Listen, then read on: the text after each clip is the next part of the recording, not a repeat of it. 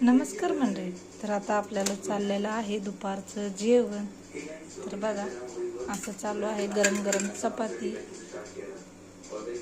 दुपारी जेवणाला गरमच चपाती लागते, कारण असं करून ठेवलेले मुलं खात नाहीत. पेपर चालू असल्यामुळं एक दिवस शाळा एक दिवस सुट्टी आहे, ह्याच्यामुळं डब्याचा काही ब्लॉक येणार नाही.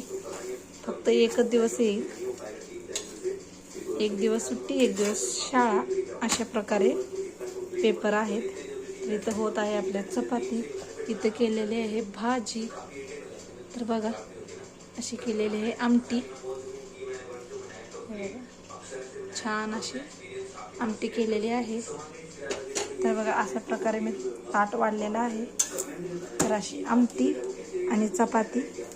रातचं जेवण असं मुलांना साधं सिंपल आहे. जेवण करून ते आता जातील ट्युशनला.